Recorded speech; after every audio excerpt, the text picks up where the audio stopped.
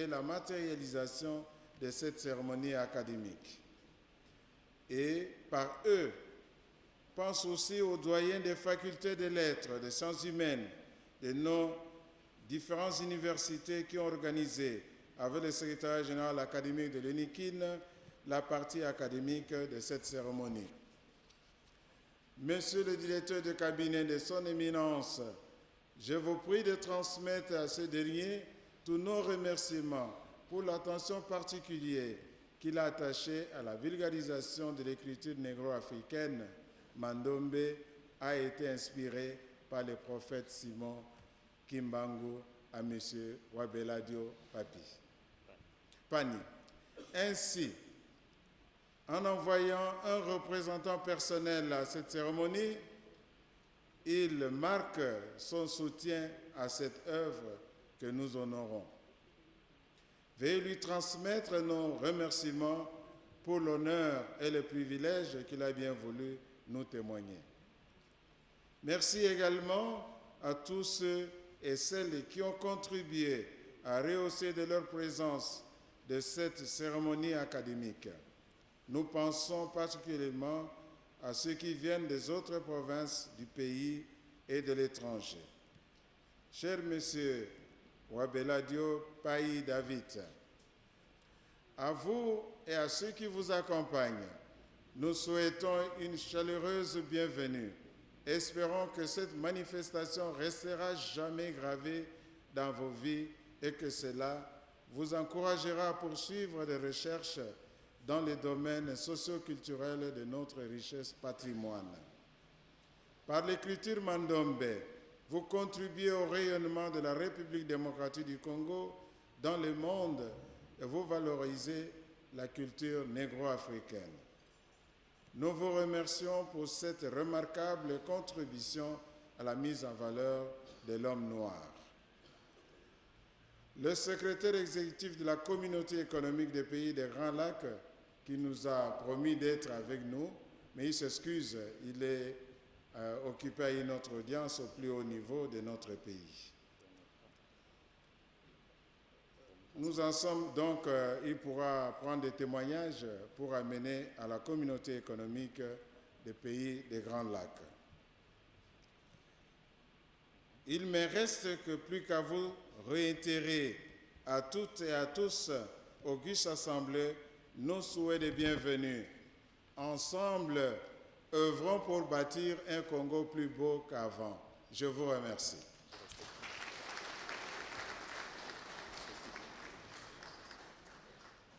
Ceci dit,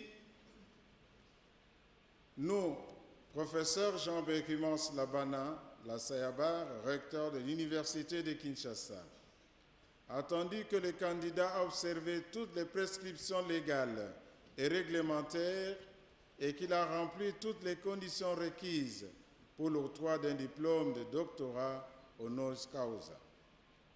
Attendu que le jury nommé par décision rectorale numéro 0311/UNIKIN R 2011 du 12 décembre 2011 pour procéder à l'examen de l'argumentaire présenté par M.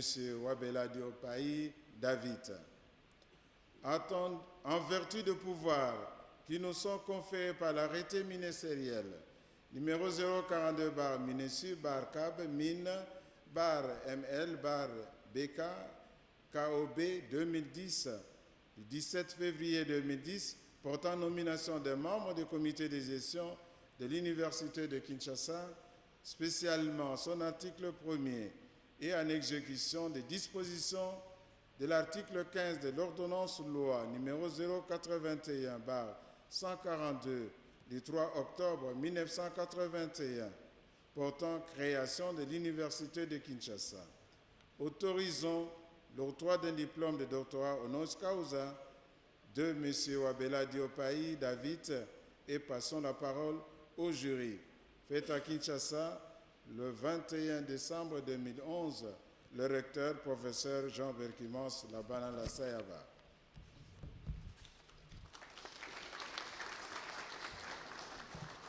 Merci. Avant que le jury ne se retire pour délibérer, puis-je demander au président du jury, le professeur Rombo Mimbu, de présenter les autres membres du jury très brièvement. Merci.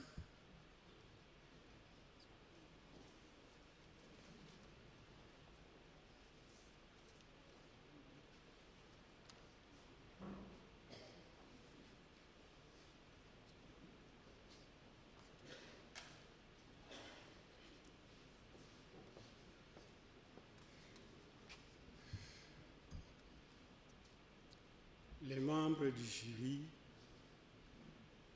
de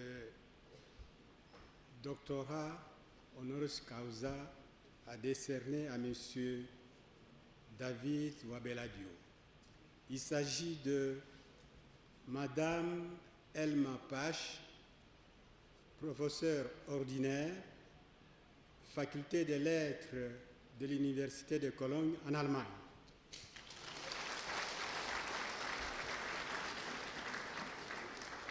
Madame Elma Pache est spécialiste en linguistique africaine.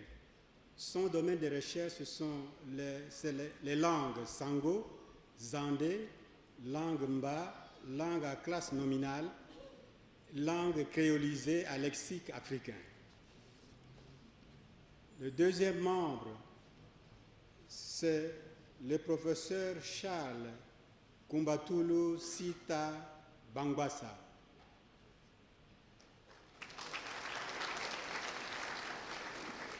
Il est docteur en philosophie et lettres au groupe linguistique Université libre de Bruxelles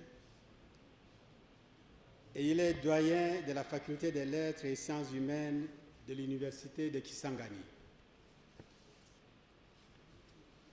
Le professeur Toronzoni Ngamba Nzombio, professeur ordinaire, docteur en philosophie et lettres de l'Université libre de Bruxelles. Il est auteur d'un ouvrage et de nombreux articles. Son domaine de recherche est de la linguistique comparée bantou et des langues obangiennes. Quatrième membre, le professeur Jean-Paul Bihuru Ruchinajiza. Il est professeur ordinaire, doyen de la faculté des lettres et sciences humaines de l'Université de Lubumbashi, docteur en langue et littérature africaine, domaine de recherche, littérature orale, esthétique appliquée à l'art oral et écrit.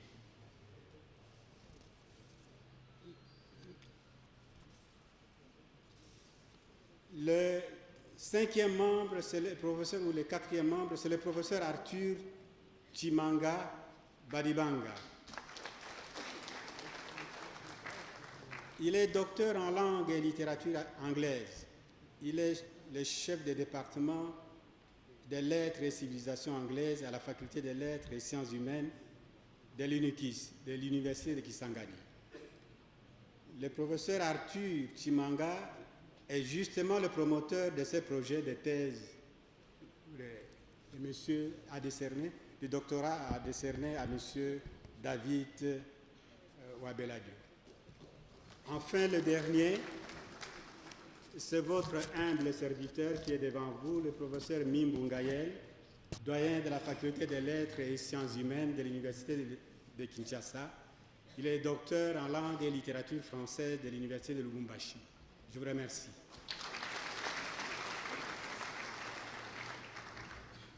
Merci, Monsieur le Président. Nous allons demander à l'impétrant, au récipiendaire, de pouvoir présenter le contenu de sa matière, puisque logiquement c'est sur base de ce contenu de sa matière, de cette sorte de défense, que le jury devra se retirer et juger. Donc, je vous accorde la parole, M. David Wabeladio, pour nous présenter cette écriture négro-africaine Mandone. Vous pouvez venir ici.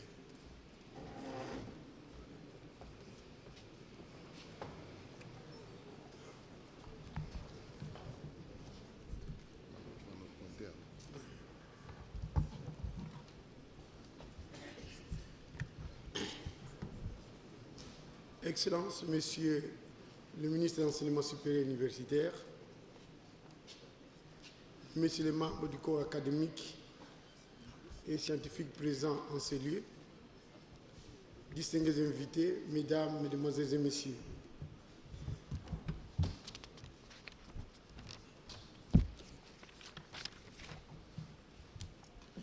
Les regards rétrospectifs sur l'histoire universelle nous montrent qu'au fil des âges, il est toujours des événements qui marquent le début d'une ère nouvelle dans la vie d'un peuple.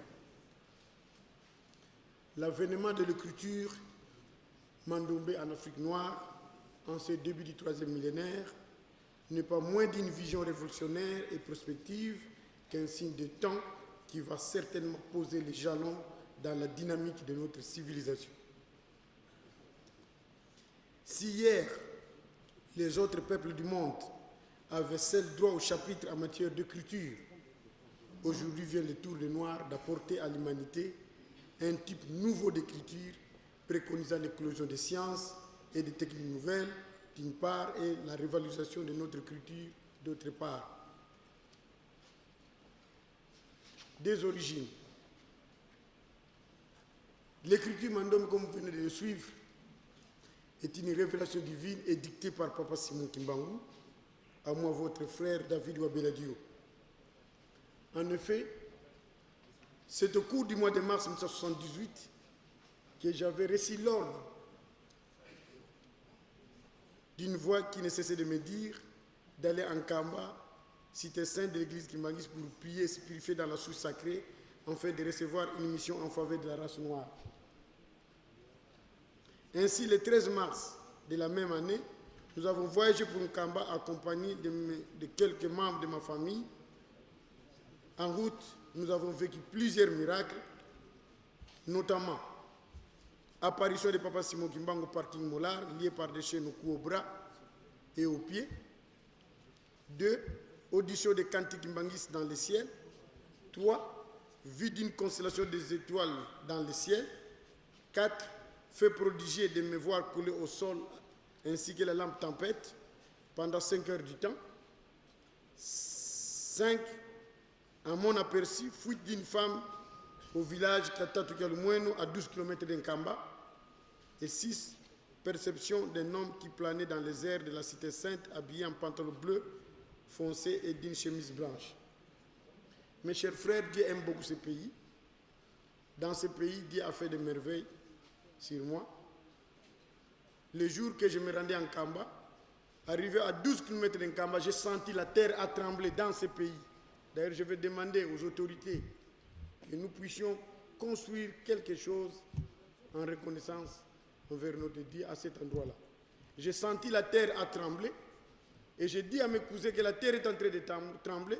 Soudain, à ma grande surprise, quelque temps après, j'ai senti mes 2 pieds collés au sol. On me tirait, je ne quittais plus. J'ai senti sous mes pieds, on dirait on a placé, c'est comme on a placé des ventouses. Les gens me tiraient de part et d'autre, mais je ne quittais pas et j'avais fait 5 heures du temps à cet endroit. Et je commence à pleurer parce que je croyais que je vais rester pour toujours à cet endroit. C'est que les gens vont venir de partout pour venir voir quelqu'un qui est resté collé en RDC. Après avoir rempli ses devoirs, de retour à Kinshasa, nous avons rencontré le premier chef spirituel de l'église Kimbangis pour des conseils vis-à-vis de tout ce que nous avions vécu au cours de ce voyage de Kinshasa en Kamba. Ainsi, il nous dira, je cite, « Jeune homme, tu as une mission, une grande mission. Tout ce que vous avez vécu, ce sont des signes qui montrent que tu es choisi par mon Père. Mais personne ne te dira la mission que tu vas avoir. Lui-même viendra te révéler la mission. C'est pourquoi, à partir de Saint-Essat, tu dois commencer à beaucoup prier, car c'est par la prière que tu vas entrer en contact avec lui. » Fin de citation. De retour à la maison, je me suis enfermé en chambre pour jeûner et prier. C'était pour demander pourquoi j'étais resté collé au sol. Et qu'est-ce que cela veut dire? Quelle est la mission que vous allez me donner? Après 8 mois de prière, où ma famille m'a privé même à manger parce que les gens du quartier commencent à leur dire, mais puisqu'il ne sort plus, il continue à prier, privez-lui la nourriture, vous verrez qu'il va sortir de cette chambre. Et j'ai supporté pendant 8 mois. Je ne faisais que prier. Et un jour, en observant les briques des murs de ma chambre qui étaient induites à la partie, qui n'étaient pas induites à la partie, induites à la partie supérieure, je devais découvrir que le mur de briques est composé de 2 éléments qui ont la forme des chiffres 5 et 2. Excusez-moi, ce ne sont pas des chiffres, mais ce sont des éléments qui ont la forme des chiffres 5 et 2. Ce fut alors le point de départ de l'écriture Mandombe. Nous le lisons dans les Saintes Écritures. Il en est de même pour les Égyptiens qui attribuaient la révélation de l'écriture à leur dieu Thoth. Autant qu'aujourd'hui, nous venons de bénéficier, en ce début du 3e millénaire, de la révélation de l'écriture Mandombe par Papa Simon Kimbangu. À propos de l'Afrique, malgré les 5000 ans d'écriture en son sein, elle demeure un continent d'oralité, sans une écriture valable. Alors que point n'est besoin de vous rappeler que l'Afrique est le berceau de l'humanité. Car l'histoire nous dit que les grands chercheurs du monde, comme Pythagore et autres, ont étudié en Égypte, où nous trouvons aujourd'hui plusieurs vestiges qui datent de millénaires. Les pyramides étaient construites à partir de grandes pierres taillées, superposées comme sur le mur de briques, auxquelles nous avons découvert l'écriture Mandombe qui fait partie de l'égyptologie. Comme disent les sages, quelle que soit la durée de la nuit, le jour finit toujours par poindre à l'horizon.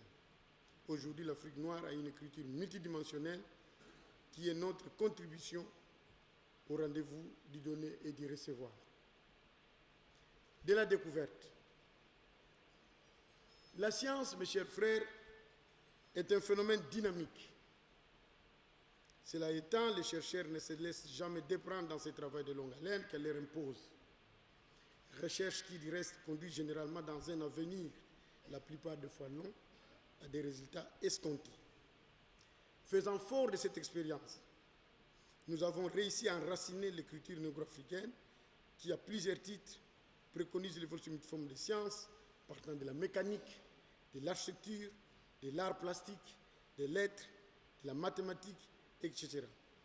Nous l'appelons Mandombe, Moki Congo comme vous venez de le suivre, qui veut dire l'écriture des Noirs pour les Noirs à la manière des Noirs.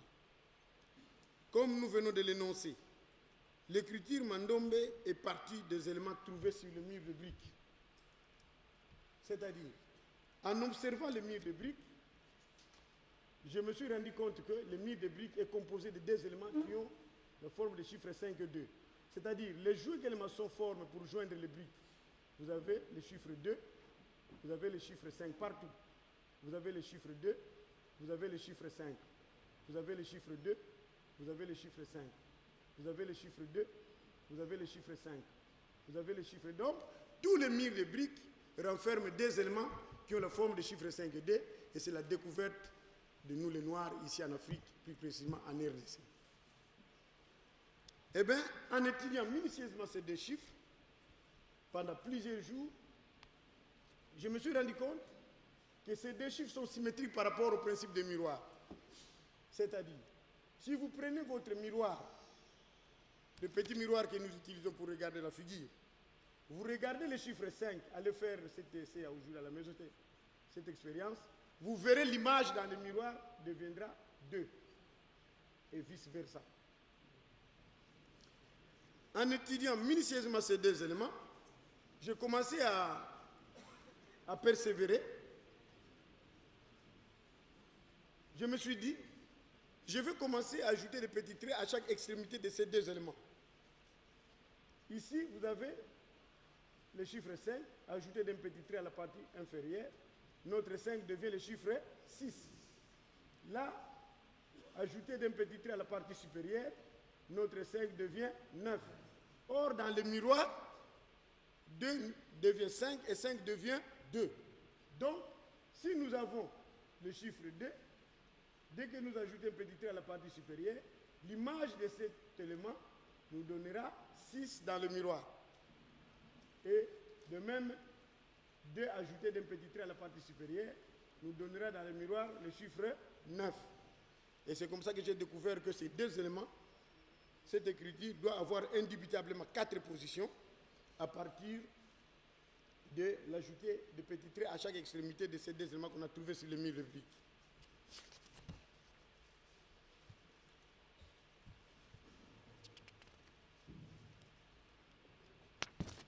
Eh bien, lorsque je suis venu animer la conférence ici à l'Université de Kinshasa, à la Faculté des Sciences, et puis on m'avait recommandé à l'Institut de recherche scientifique chez le professeur Lofo, qui était à ce moment-là directeur du département des sciences naturelles et appliquées. Le professeur Lofo, quand il a vu ces éléments, il a beaucoup apprécié ça et il m'a donné des conseils. Il m'a dit il faut donner des noms parce que j'appelais ça toujours des chiffres, chiffre 5, chiffre 2. Il m'a dit il ne faut plus appeler ça des chiffres, ce ne sont pas des chiffres, vous avez découvert ça sur le mur de briques. Ce sont des éléments qui ont la forme des chiffres 5 et 2, mais qui ne sont pas des chiffres.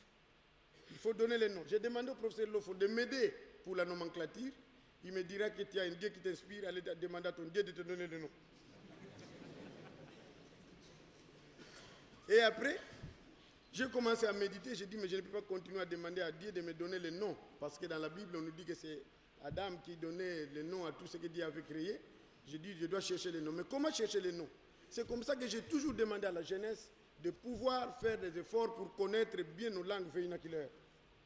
Heureusement que moi, je connais bien ma langue vernaculaire, et j'ai découvert que dans les langues, nos ancêtres ont laissé des énigmes, des messages, même dans les chansons, même dans les contes. Et j'ai découvert une chanson qu'on chantait dans tous les royaumes Congo, à partir de Bandundu jusqu'au Gabon là-bas.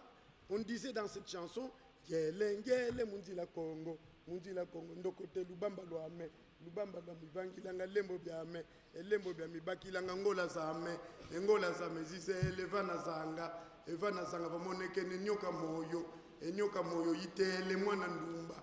Mwana ndumba kaidi waitate mune Congo, waitate mune Congo, mune Congo muwakane ngoma tanu zisanga pakundungu, pakundungu pelekete pakundungu, pakundungu pelekete. Donc, dans cette chanson-là, nos ancêtres ont compris que leur tam-tam avait deux sons, avait deux onomatopées, le son de Pakundungu et le son de Pelekete. Même quand on voit aujourd'hui la Faki jouer, ils ont la grosse caisse qui fait Pakundungu, Pakundungu et la caisse claire qui fait Pelekete, Pelekete, Pelekete. Donc, et c'est ça qu'on appelle chez les Japonais les yin et les yang. Si aujourd'hui on vous demande, vous les noirs, quel est votre yin, quel est votre yang, dites que c'est le Pakundungu et les Pelekete. Bon, alors j'ai évolué. Les deux éléments qu'on a découverts sur les murs de briques, j'avais, après beaucoup de recherches, compris que ce sont des éléments qui sont à l'état simple. Tandis que les quatre éléments qui portent des petits traits à chaque extrémité, ce sont des éléments transitoires, des éléments composés qui vont nous permettre de passer du simple au complexe. Et quand je fais la fusion, de l'élément composé et de l'élément simple, j'ai découvert cette clé ici, que nous appelons la clé du premier temps, ou la clé fondamentale dans sa position initiale. Et j'ai commencé à étudier cette clé pendant plusieurs jours, plusieurs mois. Plus tard, je me suis rendu compte que les petits traits là que j'ajoutais à 5 pour faire 6, ces petits traits-là, je peux les faire parcourir une course de moitié sa valeur en mouvement circulaire continu. En le faisant parcourir une course de moitié sa valeur en mouvement circulaire continu, l'ensemble de cette clé va commencer à se métamorphoser.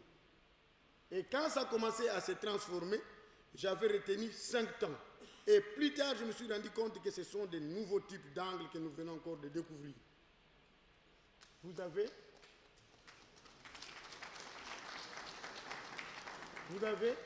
l'angle de 0 degré dans sa position initiale. Et ici, voilà les petits traits. Je disais que je vais le faire parcourir une course de moitié sa valeur en mouvement circulaire continu. Donc j'ai divisé ça en deux et j'ai posé mon deuxième chiffre. Et là, vous avez le deuxième temps de notre critique qui est l'angle de 45 degrés. Vous verrez ici dans le diagramme, j'explique les mouvements de l'élément postiche, de ce petit trait que nous appelons élément postiche, c'est-à-dire un élément qu'on a ajouté, qui est artificiel, que nous sommes en train de déplacer pour un mouvement cyclique continu, je vous l'ai dit. Donc ici, vous avez d'abord 0 degré, 45 degrés, et puis là nous avons 90 degrés parce que le petit trait ici a disparu, mais il est là parce qu'il est en position horizontale par rapport à notre vie. Et c'est comme ça qu'il est devenu un point, donc il est là, il est dans cette position. Il forme l'angle de 90 degrés. Et là, l'élément qui avait disparu ici vient de réapparaître là-bas, mais ici vous verrez qu'il est en position de l'angle optique. Il donne l'angle de 135 degrés. Vous pouvez avancer. Vous pouvez avancer. Et ici, vous avez l'angle de 180 degrés, où vous trouvez que l'élément postiche vient de s'ouvrir dans son entièreté. Hein, il est égal à tous les côtés. Donc, il vient d'effectuer une course de 180 degrés par rapport à sa position initiale. Nous pouvons passer. En somme, ces étapes, nous les appelons les 5 temps de l'écriture qui jouent le rôle de consonnes équivalents à celles de l'écriture latine. C'est-à-dire les angles que vous venez de trouver, que nous venons de découvrir en faisant parcourir notre petit trait qu'on a ajouté aux éléments simples pour avoir des éléments composés, ces angles-là, c'est ça que nous allons utiliser dans tout ce que nous allons faire, même dans la mathématique, dans la géométrie, dans les lettres, dans l'art plastique, dans la mécanique, etc. Voilà. Ici, compte tenu de l'ajouter des éléments postiches à chaque élément aux 2 éléments qu'on a trouvés sur le mi-débris, j'avais dit que c'est à partir de là que j'avais su que chaque élément de notre écriture doit avoir indubitablement 4 positions. Donc les angles aussi doivent avoir indubitablement 4 positions.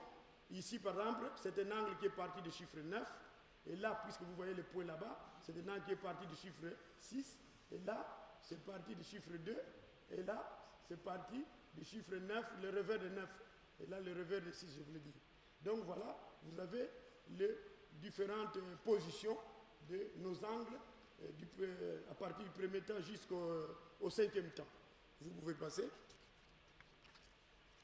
Maintenant, lorsque j'ai découvert ces angles, j'étais bloqué. J'avais trouvé que je ne pouvais pas évoluer avec les angles. Il fallait quelque chose. Et quand j'ai cherché, je me suis rendu compte qu'il fallait nécessairement trouver des voyelles ou des graphes. Mais comment trouver ces voyelles? Et je commence encore à faire une autre recherche. C'est-à-dire, je suis parti d'un carré qui a la forme d'un zéro, pardon, qui a la forme d'un carré. Et de là, je fais la superposition des 2 carrés. J'ai obtenu cette grille. Mais dans cette grille, je peux tirer la lettre 1, le chiffre 1, le chiffre 2, le chiffre 3, le chiffre 4, le chiffre 5, le chiffre 6, le chiffre 7 et le chiffre 8. Voilà.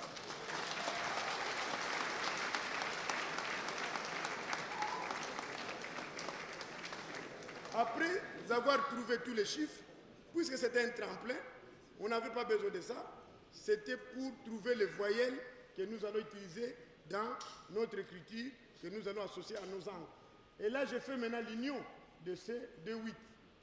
Et là, nous avons obtenu une grille à 4 petits carrés. Et ici, j'ai dit, je vais tenter un peu de tirer les lettres. Je tire, je vois la lettre A, mais la lettre B n'est pas là, la lettre C est là, la lettre E est là, la lettre F est là, la lettre G est là, la lettre H est là, I est là, J est là, H, J, H, I est là, K n'est pas là, L est là, M n'est pas là, N n'est pas là, O est là, P est là, I est pas là, Q n'est pas là, R n'est pas là, S est là, ST est là, I est là, V n'est pas là, W n'est pas là, X n'est pas là, Y est là, et puis Z. Et pour avoir toutes les lettres, qu'est-ce que j'ai fait? J'ai introduit des diagonales dans cette grille. C'est comme ça que j'ai introduit des diagonales, de manière qu'elle nous divise cette grille en 8 petits triangles isométriques. Et là, j'ai commencé à tirer les lettres qui manquaient. Vous avez par exemple la lettre B qui manquait, la lettre K qui manquait, la lettre M qui manquait, la lettre N qui manquait, la lettre Q qui manquait, la lettre R qui manquait, la lettre V qui manquait, la lettre W et la lettre X. Je n'avais pas besoin de tout ça. Je me suis dit, on ne nous a jamais appris comment ils ont inventé leurs écritures. Mais on nous apprend toujours qu'il faut écrire la lettre A comme ça, la lettre B comme ça. Si les chercheurs qui avaient inventé ces lettres étaient partis de cette manière-là, c'est à partir de cette grille qu'ils avaient trouvée, tant pis. Moi aussi, je vais tirer mes histoires ici, dans la même grille. Je tire quelque chose, retournez d'abord. Donc je tire la lettre A comme ça, la lettre E comme ça, la lettre I comme ça, la lettre O comme ça, la lettre U comme ça, et puis il y en a plusieurs. Et puis il y a des lettres mortes, en fait disons que nous appelons des graphes muettes, par exemple ici, qu'on peut utiliser dans l'art, dans l'architecture, dans la mécanique, etc. Donc voilà comment nous avons trouvé nos voyelles, notre écriture pour écrire à 5 voyelles. La voyelle A, la voyelle E, la voyelle I, la voyelle O et la voyelle U. Vous pouvez passer. Eh bien, pour écrire, pour aller vite, qu'est-ce que nous faisons? Nous associons ces angles aux voyelles. Ce qui nous donne ici la syllabe ba. Et ici, je viens d'écrire, c'est-à-dire vous associez l'angle à la voyelle pour avoir une syllabe. Et ici, par exemple, vous avez ba. Qu'est-ce que j'ai écrit ici? Bana, Congo, Mbote, na, Bino.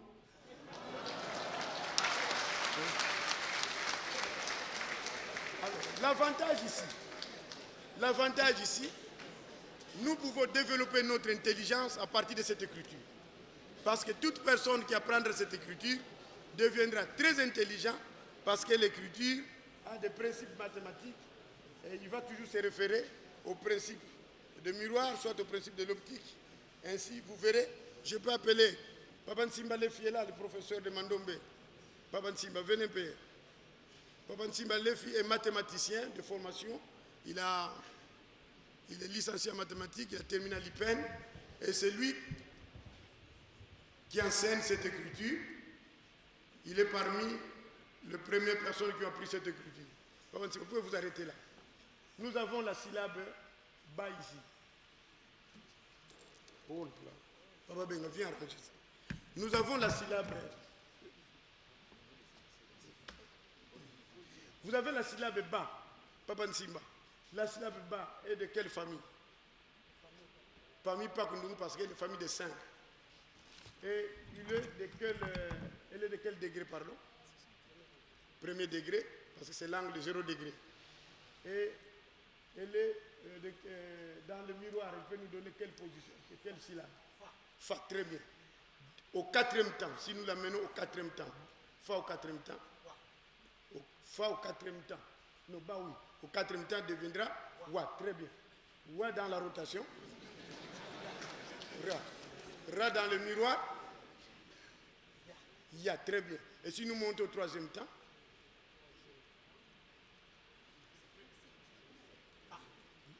au 3e temps, ta, très bien, vous pouvez rentrer. Donc voilà. Donc, nous pouvons voir le niveau de nos enfants à partir de ces acrobaties mathématiques, basées sur le principe des miroirs et le principe de l'optique. Pour réseau de temps, l'écriture Mandombe s'écrit. Ici, nous avons par exemple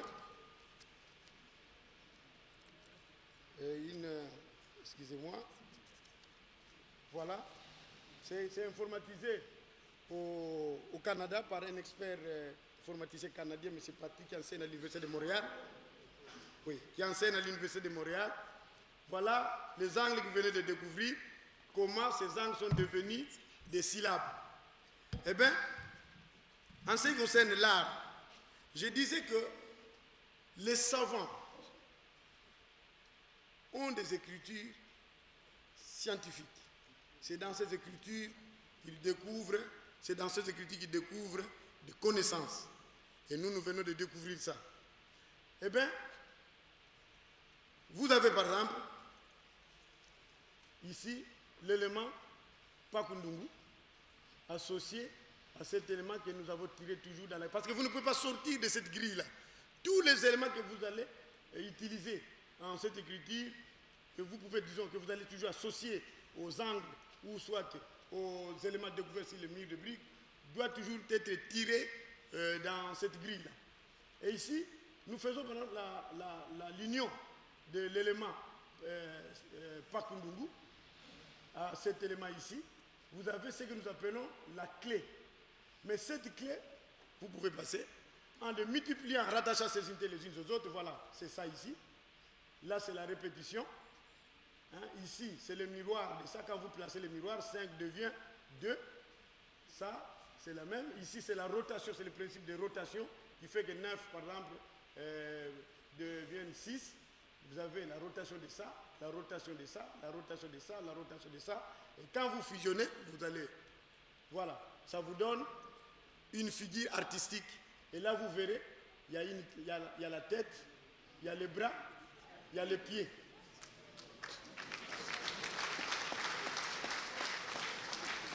Vous voyez? Donc, nous venons de trouver là déjà un robot. Et je connais déjà qu'est-ce que ce robot peut faire ici en RDC.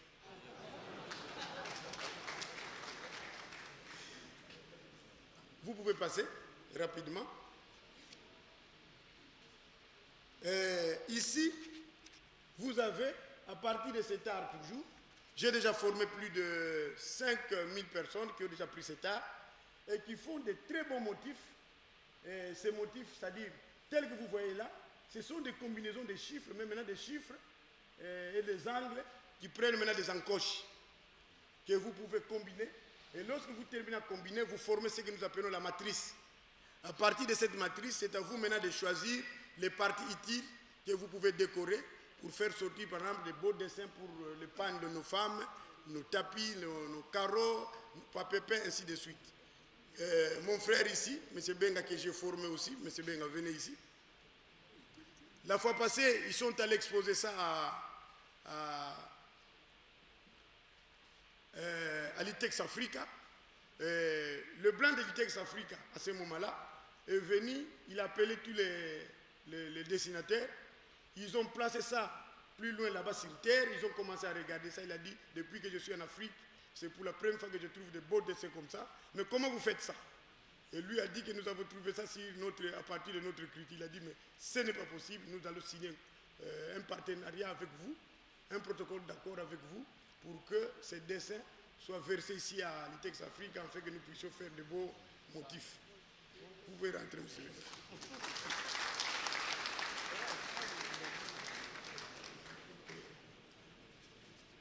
Donc, à l'Académie des Beaux-Arts, on m'invite régulièrement là-bas pour des conférences et les professeurs ne cessent de demander aux autorités que ça soit enseigné, que ça soit inséré dans le programme de l'enseignement pour que nos étudiants apprennent ça. Vous pouvez passer pour qu'on gagne le temps. Monsieur Benga, défilez. Voilà. Ici, vous avez toujours les angles de notre écriture, l'angle de 0 degré. On va faire maintenant la fusion de chaque angle avec son revers. Et quand on fait la fusion, vous remarquez ici, cette figure, en étudiant minutieusement cette figure, je me suis rendu compte que cette figure, à la partie supérieure, il y a un rectangle. Ça nous donne un rectangle. Mais ce rectangle-là, c'est ça qu'on appelle en mécanique, dans le moteur du véhicule, le piston. Donc, le piston est assis au point bas. Donc, ça, c'est le point bas. Et avec les clés du deuxième temps, la sommation des clés du deuxième temps nous donne ce que nous appelons en mécanique le deuxième temps du moteur, la compression. C'est-à-dire le piston monte en comprimant l'air qu'il avait aspiré au premier temps. Vous avez avec les clés du troisième temps, la fusion ici, c'est ce qu'on appelle en mécanique l'explosion ou la détente. Ici, le piston, après avoir atteint le haut niveau de sa chambre à combustion, c'est pendant ce temps-là que le constructeur a prévu l'envoi de mélange gazé dans la chambre à combustion et la bougie lance au même moment des étincelles, il y a inflammation du mélange gazé Et puisqu'il y a inflammation, augmentation du volume d'air, le piston ne sait plus supporter le poids du volume d'air, il est chassé vers le bas et il fera avec les clés du quatrième temps, les angles du quatrième temps, ce que nous appelons l'échappement. C'est ce qui chasse l'air qui était brûlé vers l'extérieur.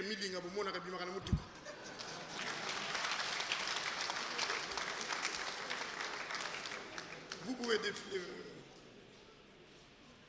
Ici, M. Nsimba, qui est mathématicien, qui venait, que je vous ai présenté ici, il est chercheur au Centre de recherche pour la mathématique. J'avais découvert plus de 250 théorèmes de Pythagore. Et j'avais compris que le théorème qu'on nous enseignait en classe de Pythagore, c'est un théorème qui est statique. Mais à partir de l'écriture Mandome, parce que les angles d'écriture Mandome, ce sont des angles qui sont mobiles. Hein? Et nous avons trouvé que ce théorème, nous pouvons la rendre aussi mobile. Et la mobilité de ce théorème, nous l'avons découvert à partir des angles de temps. Mais ici, vous avez par exemple l'élément simple, Pakundungu. Ici, nous allons, je dis, je vais faire parcourir cet élément. Je vais l'imprimer un mouvement circulaire continu. En l'imprimant, le mouvement circulaire continu, je me suis d'abord rendu compte aussi que cet élément ici, dans sa position là, il est en position verticale.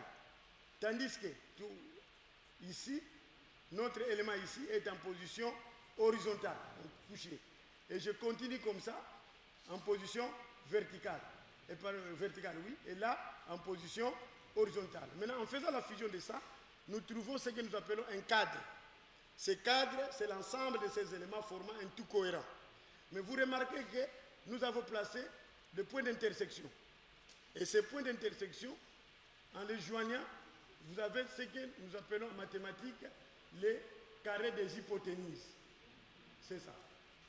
Alors, maintenant, si nous arrivons à couvrir le périmètre de ce cadre en couvrant ça ici, nous avons ce que nous appelons la surface du grand carré. Et vous verrez que partout, il y a des lignes qu'on peut suspendre, éliminer, disons. Vous avez ici le triangle rectangle,